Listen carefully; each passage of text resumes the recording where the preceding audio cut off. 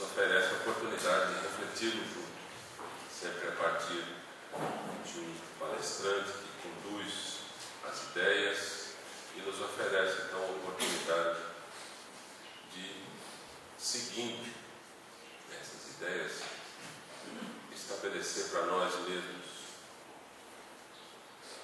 as relações mais profundas de interesse com a nossa própria realidade dos espíritos imortais. Estamos tratando de compreender as leis da vida, tratando de interiorizá-las e, principalmente, ainda que de forma tímida, colocá-las em prática no nosso cotidiano. Ajuda-nos, então, mais uma vez, mestre amigo, para que nós possamos aproveitar esses momentos de tão boa companhia. Que assim seja. Nós vamos, então, hoje seguir o raciocínio do Dr. Paulo Scarabelli. Dispensa apresentações, ele mesmo dispensou de apresentar. Um trabalho importantíssimo na cidade e que, como espírita, vem aqui nos trazer as suas reflexões e oferecer-nos a oportunidade de pensarmos juntos. Vamos então seguir. Bom dia a todos. O tema que eu propus apresentar aqui hoje diz respeito à alfabetização afetiva. Eu vou procurar mais me interar com vocês para evitar que seja talvez aquela exposição massacrante, né? Que apenas eu estaria aqui falando, e isso não é bom. É mais fácil pela interação que a gente saia com um grau de assimilação maior. Essa é a vantagem da interação. Tudo bem. Nós temos necessidade dessa alfabetização afetiva. Às vezes, mas o que significa isso? Alfabetização afetiva. Saber ler e escrever faz parte da nossa necessidade. E o princípio da informação são camadas informativas que se acumulam, se sucedem numa concepção sem fim. Mas essa, na concepção da doutrina espírita, ela é mais profunda, mais ampla, porque essa alfabetização, ela começa, acima de tudo, pelo princípio da indispensabilidade da interação, em que nós somos, desde o princípio, submetidos a um processo da comunicação com o outro. E não é uma comunicação verbal, é uma comunicação de alma, em que a gente se propõe sempre perante a vida a interagir com o próximo. Essa interação afetiva, na visão da doutrina espírita, e o livro dos Espíritos é recheado de explicações dadas pelos Espíritos, no sentido de que ali no nascedouro desse processo, do processo educacional real, nós temos como quebrar preconceitos, nós temos como assumir uma postura de indiscriminação, uma atitude de respeito ao outro, respeito à alteridade ao outro, não é? E também a do fortalecimento íntimo, que seria a famosa resiliência, fortalecer-se. A importância de se fortalecer, não sermos criaturas mimadas ao longo da vida, criaturas que vampirizam energias dos outros, que reclamam, reivindicam eternamente seus direitos e que não têm nenhum compromisso com as suas responsabilidades. Muito bem. Nós temos a necessidade dessa alfabetização, segundo a doutrina espírita? Ah, é? É só em dado momento? A vida inteira. A vida inteira. Gozado. os pedagogos que melhor têm estruturado suas ideias hoje, existe um francês muito famoso, Ballon, que diz o seguinte, que a construção do eu, essa construção não está fragmentada ou se exaure ali na adolescência ou apenas em dado momento da vida adulta em que a gente atinge a nossa aparente emancipação. Que a construção do eu ela se alonga ou se protrai vida fora, ao longo da existência. Esse é o primário da doutrina espírita. Outra questão. Essa alfabetização cabe em quem? Apenas em mim, em você, nela, em você. Cabe em quem essa alfabetização? Todos. Não há privilégios. Não há privilégios.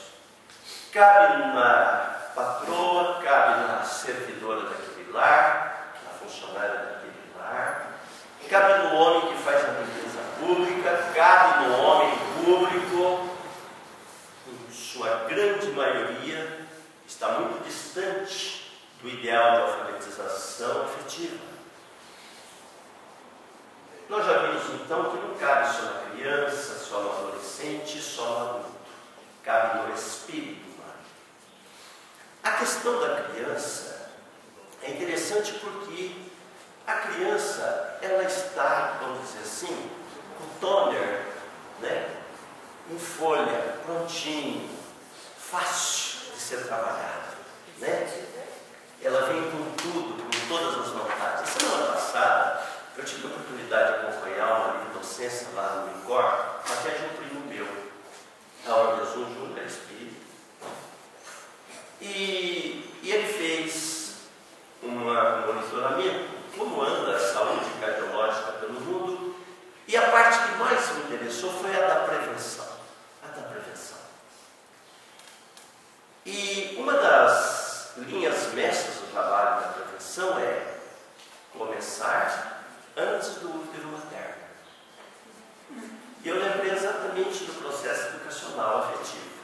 Começa-se antes da concepção. No processo cardiológico, olha que interessante. A prevenção real começa antes da concepção. É o que você come, quais exercícios que você faz, qual o seu método de vida. Podemos revolucionar isso? Sim, vai depender da conscientização de quem pretende ficar grato, do parceiro, e do parceiro também. Olha o componente genético, a importância disso. E depois, de quando tem problemas, quando surgem os problemas, a importância, teve lá um ataque cardíaco, mas não foi fatal, precisa do pós, do atendimento do pós. E aqui no Brasil, não é diferente, há uma diferença muito grande com o pós, não é? Mas em alguns outros países, Canadá, Suécia, por exemplo, a gente verifica uma preocupação específica onde a mortandade no pós é reduzidíssima, graças a essa atuação responsável. Transpondo agora para a nossa situação. Nós já ouvimos falar de pestalose? Qual a importância de pestalose na vida de Kardec?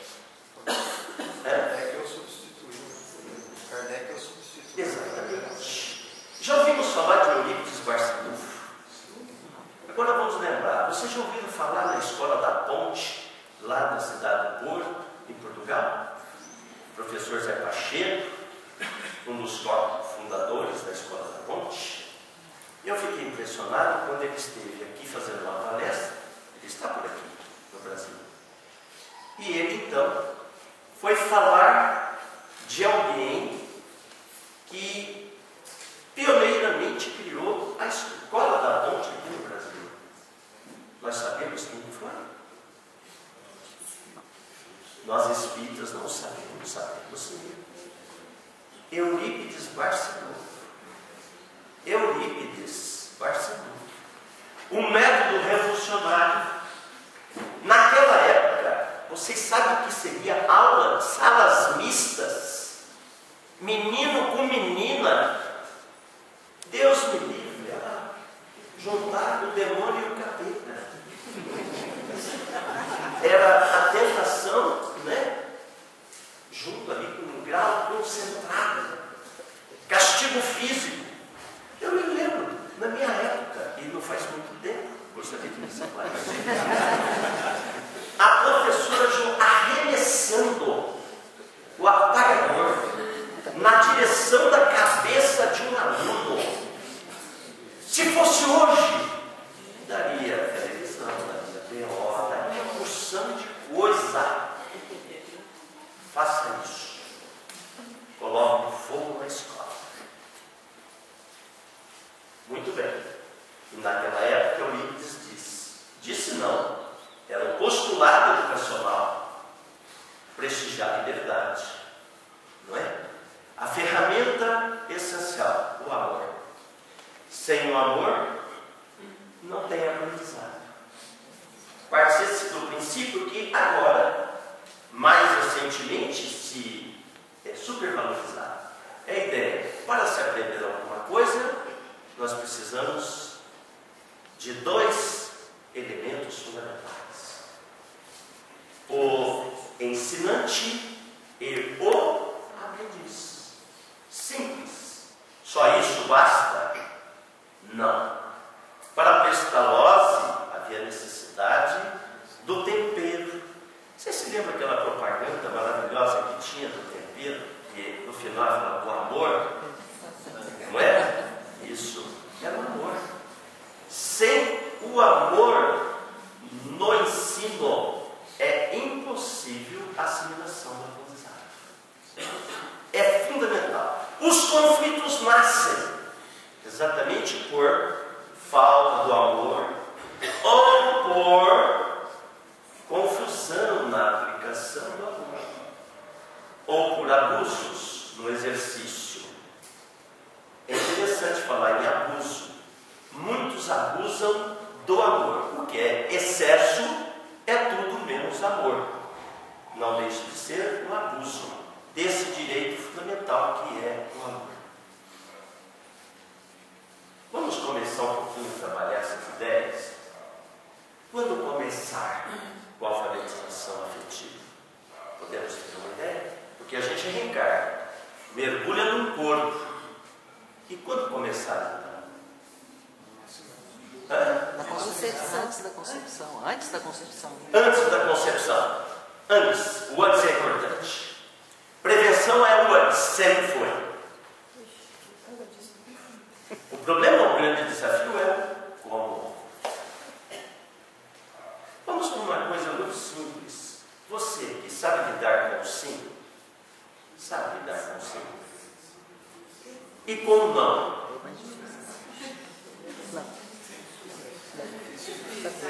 É fácil com o sim? É. E com o não? Quero saber quando. Como? Quero saber quando usar o não. Quando não? E o sim? Também. É essa a questão. Tem que ter O equilíbrio. Um equilíbrio. Tá, se a sua esposa lhe pede um cartão de crédito e débito, você diz... Não. Não, vocês viram como é que é a teoria? A teoria funciona. Vamos para a prática. Ele já deu para a senhora o cartão dele? Já. Mas não precisa apertar. De fato é isso mesmo. É por causa que existe o fator confiança. Fator confiança. No processo educacional tem que existir essa ponte que se chama fator confiança. Se existir a confiança, o despertar é facilitado. Você se aceita como é? Como você é? Não. Tem coragem de chegar no espelho e olhar aquilo lá conforme na hora você leva um susto? Danado. Não acontece isso? Já aconteceu com você? Comigo que aconteceu. Meu Deus, que problema. E quando vem os pés de galinha? A minha sogra, a senhora pesa de galinha só no prato. Ela adora. Só no prato. A gente já levou susto de se enxergar no espelho? Tudo bem. Agora vamos para a alma. A gente também, em dado momento, a gente se surpreende com determinados comportamentos nossos. Mas a gente procura escondê-los tanto quanto possível. Aí está meu calcanhar de Aquiles. Não é? Segunda coisa. Olhar-se com boa vontade. A gente se olha com boa vontade. Você se olha com boa vontade? Quem se olha com boa vontade? Por quê? Eu preciso me desenvolver, eu tenho que olhar com boa vontade para me ajudar. Tá, legal. Você pode dar uma contribuição dizendo assim, ó, não precisa falar de você. Eu tenho um parente que não tem boa vontade para que eu siga.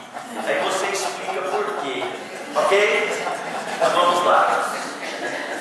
Fala do seu parente, não precisa falar de você. Porque ela falou positivamente dela, eu estou de pleno acordo. Se você já se ergue da cama com boa vontade, vai dar certo. Eu não me esqueço que nos jogos de domingo, você lembra mais disso?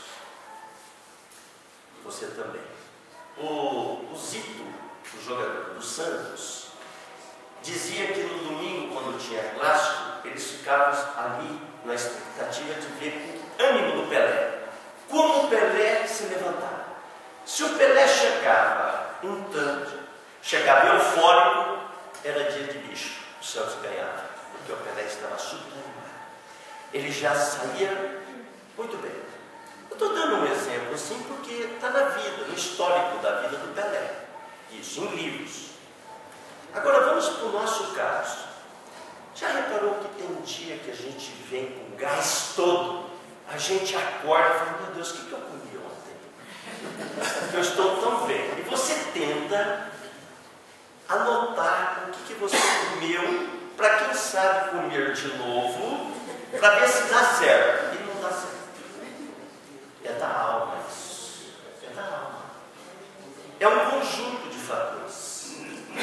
Agora, como é importante a gente fortalecer a nossa vontade. Isso é possível passar para os filhos desde criança? Isso é necessário. Isso é necessário. Isso é necessário. Aí vem uma outra pergunta que eu gostaria que eu anotei aqui, que é duas perguntas, aliás. O que vocês acham dos adultos que deixam as crianças fazerem o que elas querem? Tem a ver com a alfabetização afetiva, não estou fugindo dele. O que vocês acham disso? Eu, pai, deixo meu filho fazer de tudo, porque ele precisa de uma liberdade total. A Inglaterra teve uma experiência terrível com isso de fracassou. A quem? Inglaterra. A Inglaterra. O que mais, gente? Virou uma bagunça. Pessoalmente, eu como professor, eu não chego a tanto. Quer dizer, existe uma medida que é tradicional, inclusive uma expressão latina, inédito virtus. Quer dizer, você tem que, logicamente, fazer, ela não tem compreensão da existência mais ampla, a ponto de poder decidir tudo quanto quer. E, por outro lado, a rigidez... Criança precisa de monitoramento, ele está dizendo. E a rigidez excessiva, por exemplo, a proibição, vamos dizer assim, protocolar, logicamente não está certo. É autoritarismo. Foge. Então nós temos que ter um pH educacional que está equilibrado para poder dar certo.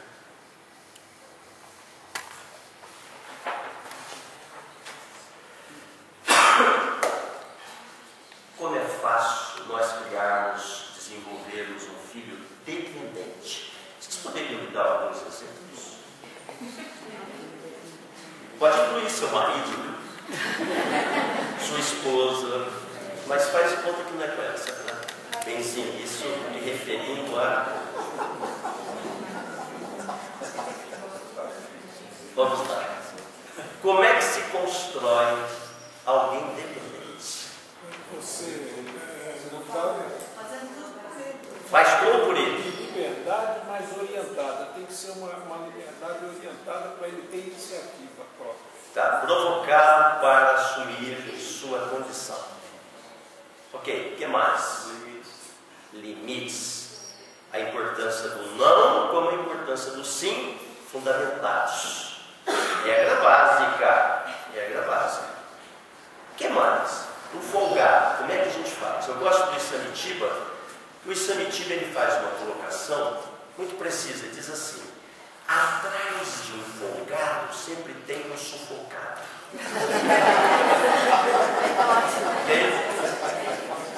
E é verdade mesmo. Eu não esqueço, eu estava em frente à igreja. Eu estava no bar do café na minha cidade. Por quê? Eu queria ver o movimento da praça. Era dia de procissão. Eu então estava ali em frente, fiquei observando, muita gente, e de repente sai, todos cantando da igreja, uma igreja muito grande, e aquela imagem de Jesus flechado, ou sei lá, cheio de coisa, né? Sangue para tudo quanto é lado, e está descendo assim, de repente, 8h30 da noite, sem um breve aviso. Olha que interessante, sem prévio aviso, caiu uma tromba d'água. Mas vocês precisam ver o tanto que choveu. Os fiéis saíram correndo. Quem estava segurando o andor saiu correndo, foi largando. Eu falei, não é correto, sabe? Tem que pedir ajuda para alguém, fomos lá. 2 se mantiveram nos postos. E mais 2, eu e o outro carregando aqui. E o padre entrou debaixo e perguntou uma chuva. Quando nós chegamos na igreja para devolver Jesus, ele falou assim: qual a igreja que você frequenta? Perguntou para mim. Eu falei assim: eu frequento o centro espírita. Mas você estava na procissão? Não, estava de longe vendo. Ele falou: você não quer participar? Não, eu participo. Mas você vê que não sobrou ninguém. Foi um tal uma gritaria, cada um pegou seu rumo, pegou etc e tal, porque na hora dessas situações que você vai verificar quem é, você pode contar com quem. Não que pudesse contar comigo, porque não seria grande coisa. Mas nós temos que parar de tratarmos como pessoas coitadinhas, vítimas. Nós podemos educar isso nos nossos filhos, provocar nossos filhos nesse sentido. Meu filho, não cultive a ideia de ser vítima do sistema. Não cultive a ideia de ser um coitadinho, um dependente. O dependente cuja adolescência se protrai no tempo. Ele chega à condição de vovô e ainda é dependente. Todas as atenções ele reivindica para ele. Se ele não conseguir essa façanha, todos. Então as pessoas, nós podemos, desde o princípio do processo da alfabetização afetiva, cuidar de que essa relação entre o ensinante e o aprendiz estimule essa independência. Não existe independência absoluta. Existe a interdependência. Ela é fundamental, um estímulo para isso. É lembrar, porque através da interdependência eu vou reconhecer o outro. Agora existe uma lei chamada Lei da Primeiríssima Infância. É uma lei do Dia Internacional da Mulher, dia 8 de março deste ano. Pode colocar lá no Google que vocês vão enxergar. Lei da Primeiríssima Infância. Essa lei se propõe aqui. Leis são assim. O Bismarck, primeiro-ministro lá da Alemanha, no final do século XIX, ele tinha uma frase assim: se nós soubéssemos como são feitas as leis e as salsichas,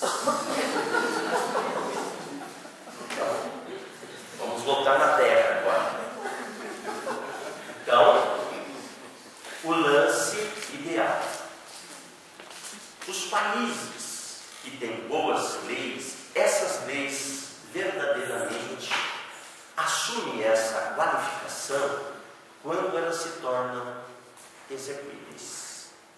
Se não são execuíveis, não é uma boa lei. E o Brasil é um país sui generis. Aqui se fala que se revogou uma lei por desuso. Olha que interessante, por desuso. Você deixa simplesmente de aplicar, você ignora aquela lei. Isso não existe na face da terra. Existe no Brasil. Ok? Nessa parte, eu tenho sim que acompanhar o Zé Simão. Falar que é o país da piada pronta. E isso é verdade. Nesse particular, com o devido respeito.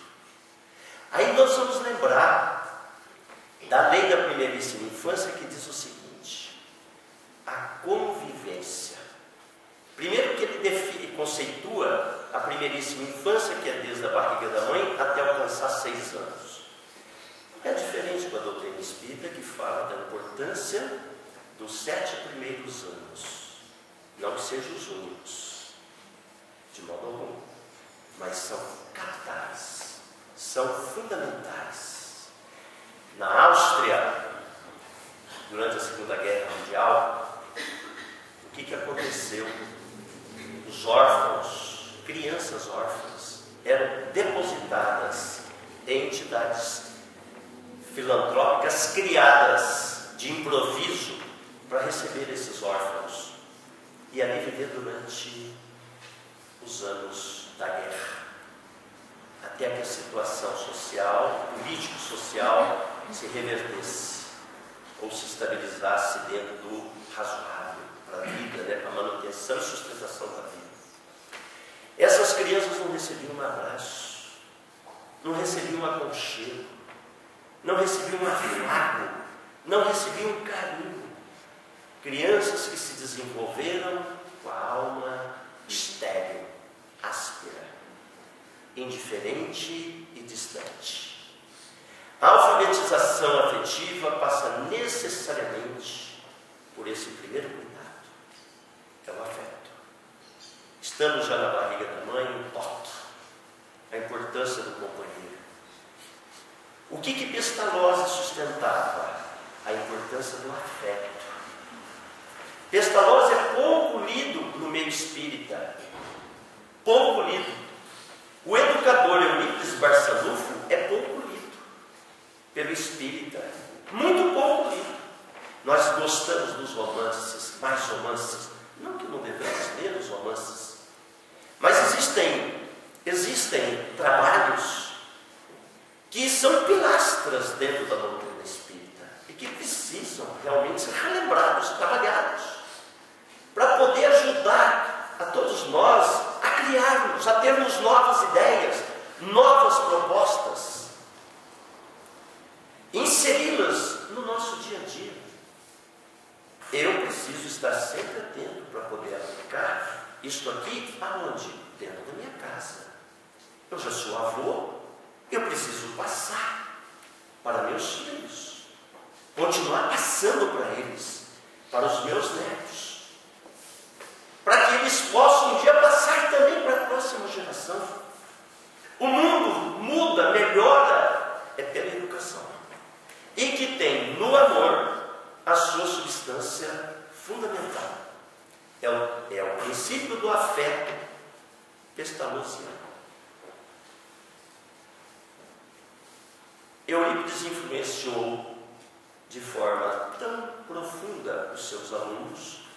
Vocês devem ter ouvido falar de Tomás Novelino, da cidade de Franca, o Educandário Pestalozzi, uma obra de amor, está lá até hoje. Todos os professores recebem treinamento. Eu estive lá fazendo palestra, inclusive. É da minha região, eu sou de São Joaquim, fica a 55 quilômetros de Franca. Franca tem um movimento espírita muito forte. Tem mais de 100 centros espíritas na cidade de Franca, graças à influência forte de Eurípides Barçanufo e Francisco Cândido Xavier.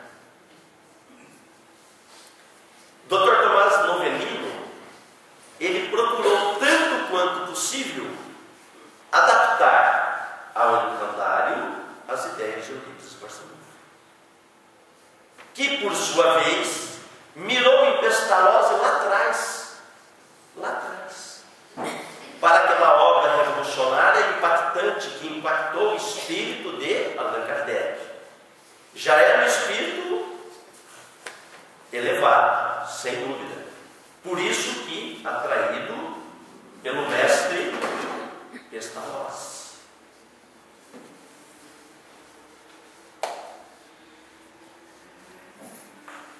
Essa tal de dependência é muito importante. Mimamos, ou somos indiferentes, ou autoritários dentro de casa. São desserviços à proposta da alfabetização afetiva. Desserviços. São desconstruções. Criam-se dependentes. O dependente, vamos ver algumas características do dependente? Vamos lá, o que vocês acham? Quais são as características de um dependente? Falta de iniciativa. Falta de iniciativa. Inseguro. O que mais? Egoísta. Egoísta. Ótimo. O que mais? Chantagista. Chantagista. É isso. Ele extorque. O que mais? Acomodado. É um acomodado, é um folgado. O que mais? Hã? Preguiçoso. Vagabundo. Hã? Vagabundo. Isso. Direto. Solitário. Existe. As palavras, elas constam do dicionário, a gente poderia falar. Isso mesmo, é um vagabundo. Solitário. Solitário. Ele é umbigo do universo. Frágil. Vulnerável. Um trapaceiro. Tirano. Tirano. Gostei. Tirano. E é verdade. O dependente é isso e muito mais. E muito mais. Vamos lá. A doutrina espírita, ela nos oferece uma plataforma muito segura para a gente conduzir o processo da autoeducação. E, consequentemente, nós termos o controle da situação educacional no âmbito doméstico. Quando eu falei alfabetização afetiva, a gente parte do princípio de que tudo começa em casa. Como seria interessante se todo centro espírita tivesse um trabalho dedicado à família. Diminui as obsessões. Diminuem as rupturas conjugais ou das convivências. Através da alfabetização afetiva, fica mais fácil nós lidarmos com as adversidades. Choques todos nós precisamos ter. Os choques são indispensáveis, porque treinam a nossa condição, avaliam a nossa capacidade de resistência. E vamos levando adiante a nossa parte. Nós não estamos aqui para sermos bonzinhos. Maria vai com as outras. Quem quer saber o significado, o professor Dionísio da Silva põe lá, Maria vai com as outras. Ele vai explicar na época de D. João VI. Maria louca, ela precisava de meia dúzia para segurar aquela mulher. Só meia dúzia. Divaldo conta que uma mulher lá para trás queria saber dele quem eram os guias espirituais dele. Ele falou: minha irmã, até agora eu não sei. Ele estava no início. Nossa, você é tão famoso e você não sabe? Eu não sou famoso e não sei. Fique sabendo que meus guias são as 15 mil virgens. 15 mil. Divaldo depois comentou, né? Ele é baiano, ele também tem essa tacadinha dele. Não sei se vai para segurar essa mulher, não sei.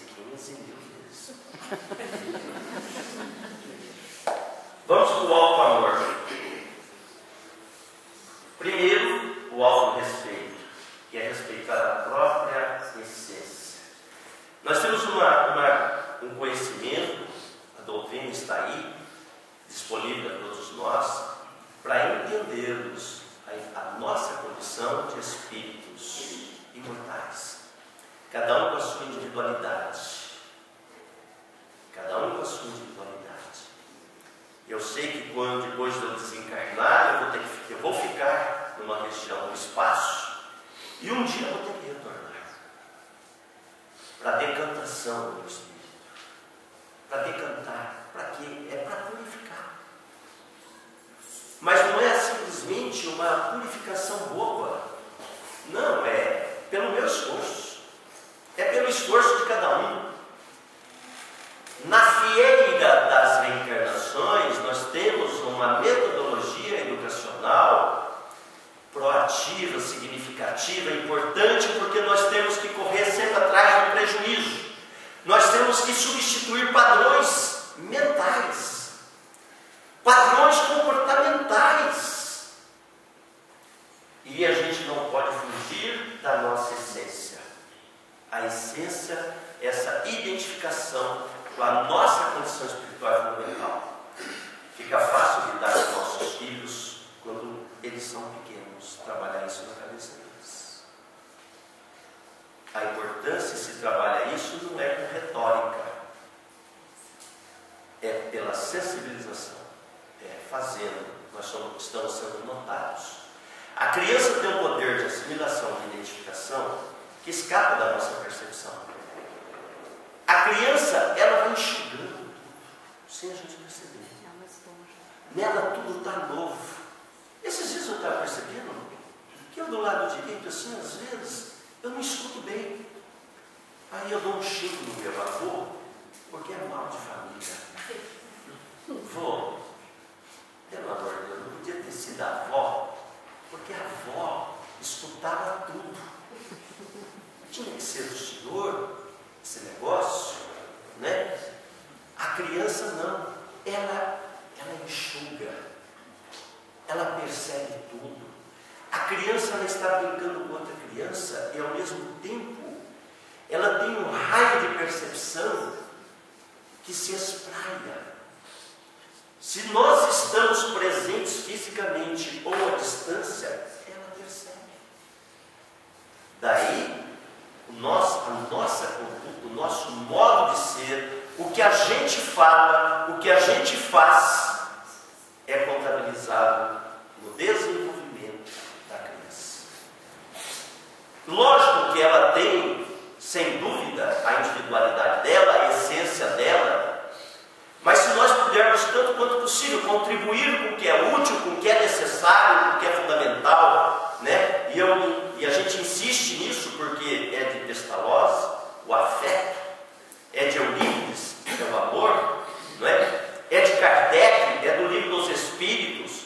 As obras de André Luiz, nós vamos perceber a cada passo a importância do amor na construção de alguém. Fica muito mais fácil, portanto, a pessoa desenvolver a sua independência, tanto quanto possível. Autoapreciação, ser o que é, olhar-se com consideração, o que é com respeito. Isso precisa ser estimulado, desenvolvido desde o princípio, porque é o modo do ser em evolução ali, que está sob a nossa responsabilidade, que é nosso filho, que a vida entregou para os nossos cuidados. Olha que interessante. Nós não somos dono titular do domínio sobre ele. Nada disso. Esse ser, ele tem que se olhar com consideração. E essa consideração é importante porque ele vai refletir no outro e vai olhar o outro com consideração. É a quebra de preconceitos. É importante. Eu confesso que eu tive muita sorte desde criança, porque eu convivia com muita gente diferente, com gente diferente. Isso me ajudou bastante na formação. Então ir na casa do outro, comer lá na casa do outro, trazer ele para cá para ele poder comer, brincar junto com todos, cada um com o seu modo de ser. estava vendo Pestalozzi, qual dos princípios da educação de Pestalozzi? O respeito à diversidade. Olha o século dele, das vivências dele, é lá atrás, de 1700 a 1800. Pestalozzi já falava da diversidade, o respeito à diversidade. Não é diferente com Eurípides Barçanufo.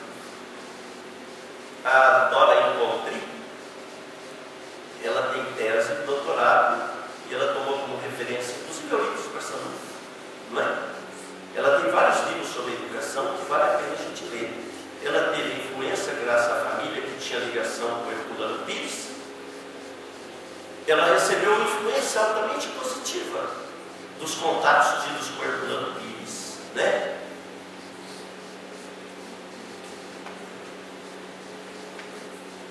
Volta ao conhecimento, volta ao reconhecimento, é sentir os próprios valores como aceitáveis e naturais. Agora deixa eu perguntar para vocês, responderem isso. Como é que você trabalha com o elogio, quando você é elogiado?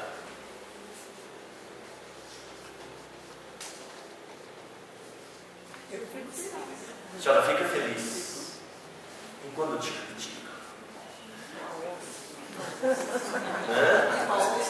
Uma onça pintada. O que mais? Cadê a Carol? E aí, Carol, como é que você lida aí com o elogio e a...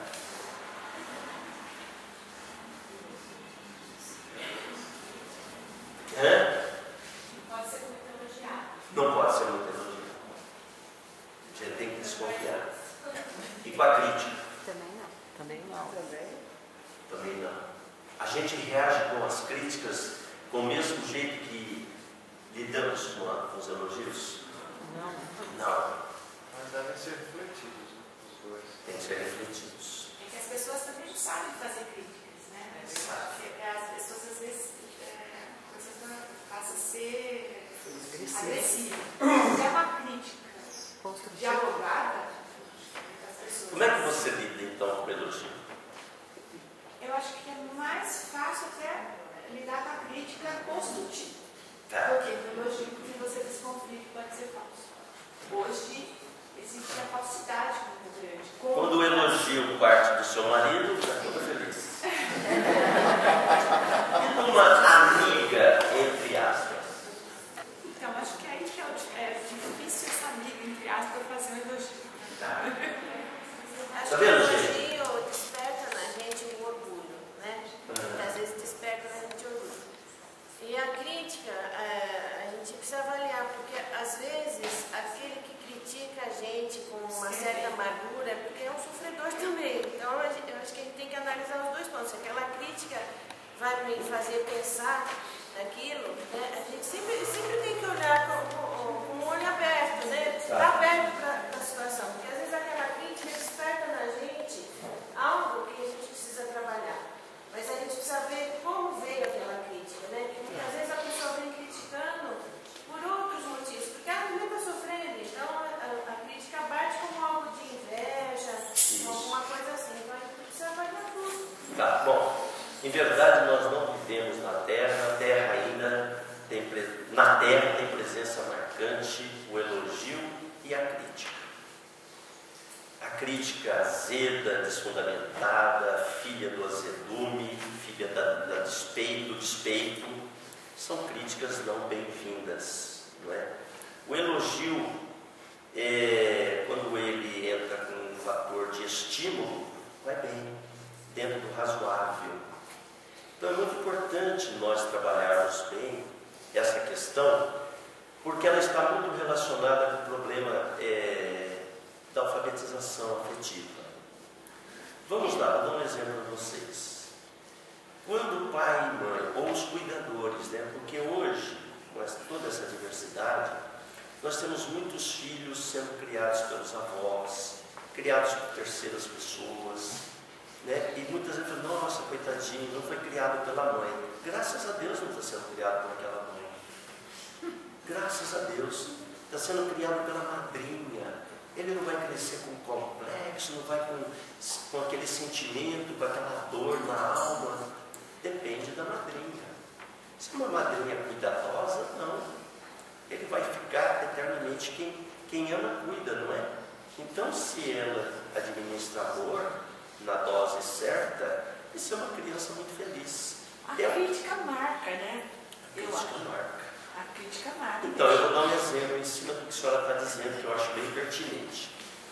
No processo educacional familiar, pais e mães que falam para o filho, você nunca vai ser ninguém na vida. E aí, o que acontece? Não vai ser ninguém na vida. Hã? Não vai ser ninguém na vida. Não vai ser ninguém na vida. Ele internaliza aquilo, correto? Vocês estão de acordo ou não?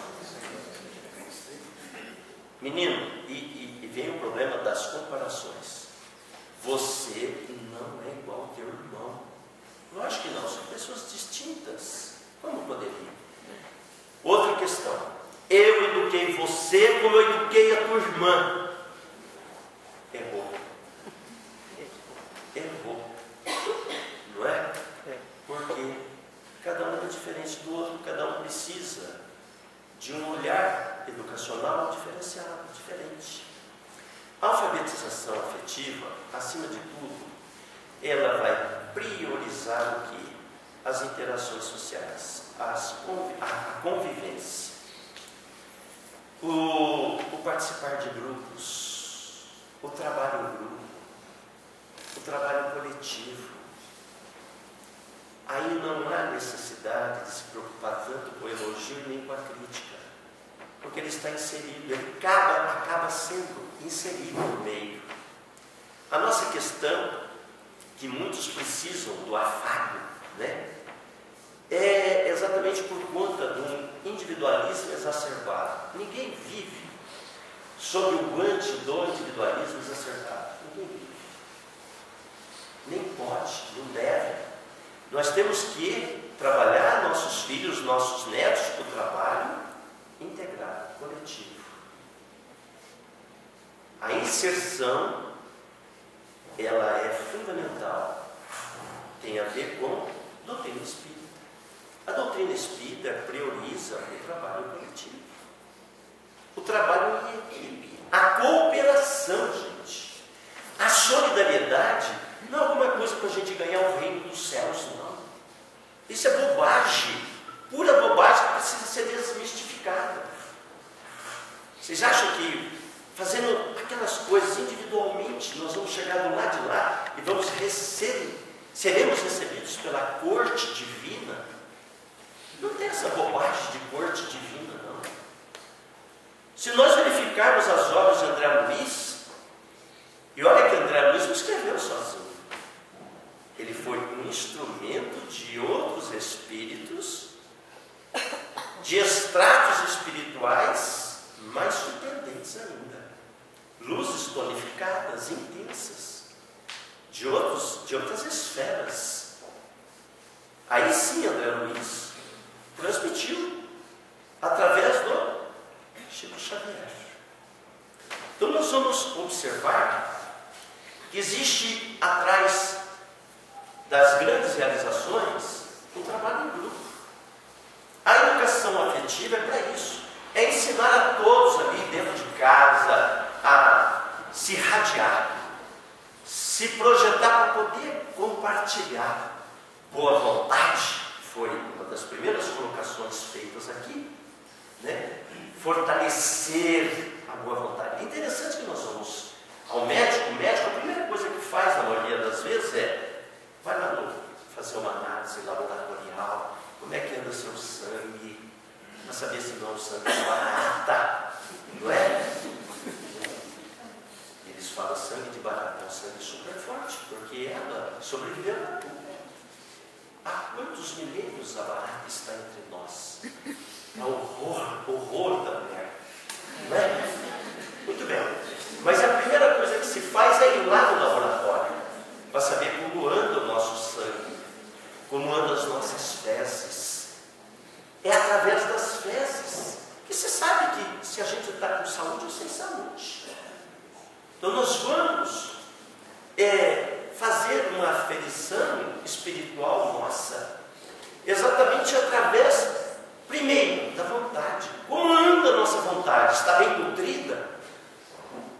Quais são os nutrientes que a gente insere nessa ponte para as nossas realizações que se chama vontade? Como é que nós...